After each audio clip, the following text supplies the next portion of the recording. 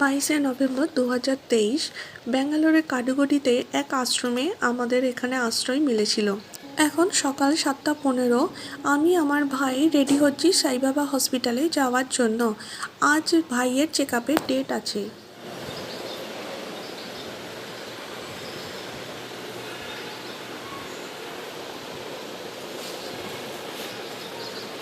চল দিদি।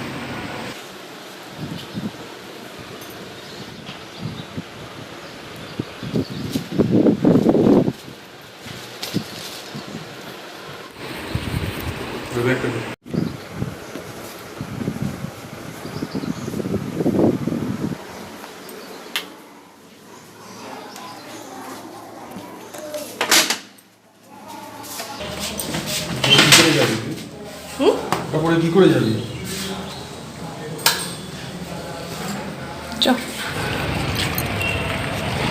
পৌঁছে গেছি সাইবাবা হসপিটালে। ভাই আমার ওই আগে আগে হাঁটছে। এখন বাজে সকাল 8:20। হসপিটালের ভেতর ভিডিও করা এবং ফটো তোলা নিষেধ আছে, তাই বাইরে থেকে হসপিটালের ক্যাম্পাস, হসপিটালের বাইরের বিল্ডিং এবং সুন্দর বাগান আপনাদের সাথে শেয়ার করছি। বাঁ পাশের রাস্তাটি চলে গেছে আউটডোর ক্লিনিক এবং ক্যান্টিনের দিকে।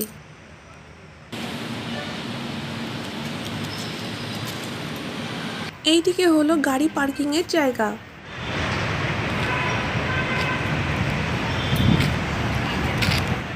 এই রাস্তাটি হলো হসপিটালে প্রবেশের রাস্তা, আর ওই যে দূরে ব্রিজের মতো দেখা যাচ্ছে ওটি হলো মেট্রো লাইন।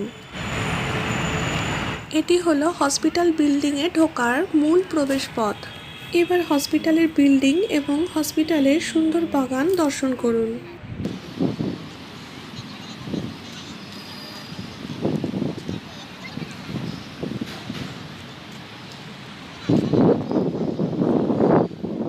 এই যে অনেকে বাগানে বসে আছে দেখতে পাচ্ছেন, সবুজের সৌন্দর্য উপভোগ করছে।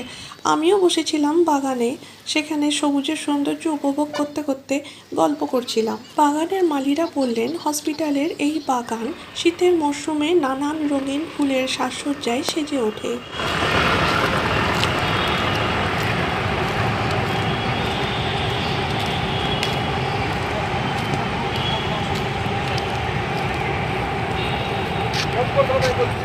ওই যে ব্রিজের ওপরে মেট্রো লাইনের ওপর দিয়ে মেট্রো যাচ্ছে। মেট্রো এসে থামছে মেট্রো স্টেশনে। এই মেট্রো স্টেশনটি হসপিটালের একদম সামনেই। এই মেট্রো স্টেশনের নামকরণ করা হয়েছে হসপিটালের নামে, সাইবাবা মেট্রো স্টেশন।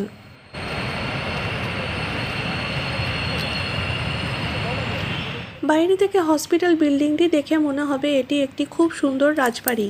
সত্যি তো, এই রাজবাড়িটি হলো শ্রী শ্রী সত্য সাই বাবা মহারাজের রাজবাড়ি, যেখানে প্রতি মুহূর্তে অগণিত মানুষকে চিকিৎসা করে সুস্থ করা হচ্ছে।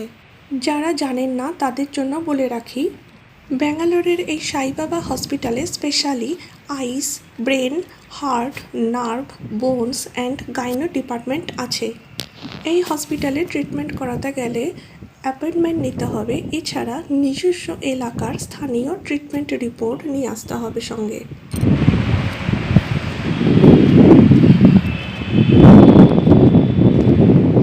এই দুয়ারটি হলো হসপিটালে প্রবেশের মূল প্রবেশদ্বার। হসপিটাল বিল্ডিংয়ের ডিজাইন কি অপরূপ সুন্দর না, বাইরে থেকে দেখেই মন মুগ্ধ হয়ে যায়। ওই যে দেখা যাচ্ছে সবচেয়ে উঁচু বড় গম্বুজটি, ওই গম্বুজটির তলাতে আছে সাই বাবার মেন মন্দির, যেখানে প্রতি বৃহস্পতিবার সন্ধ্যাবেলায় সুন্দর ভজন পরিবেশন করা হয়। আমি ভিডিওটি ঠিকমতো করতে পারিনি, তার কারণ আমি বুঝে উঠতে পারছিলাম না কোন দিক থেকে শুরু করব আর কোন দিকে শেষ করব। এছাড়া চেকআপের পর ক্যান্টিনে দুপুরের খাবার খেয়ে নিয়ে পরিচিত মানুষদের সাথে দেখা হওয়া সূত্রে অনেকক্ষণ গল্পগুজব করতে করতে দুপুর গড়িয়ে গেছিল। এটি হচ্ছে সাইবাবা মেট্রো স্টেশন। আকাশে কালো মেঘের আগমন দেখে তাড়াতাড়ি উঠে পড়লাম গল্প ছেড়ে, কারণ আশ্রমে তাড়াতাড়ি যেতে হবে, খুব জোর বৃষ্টি আসতে চলেছে।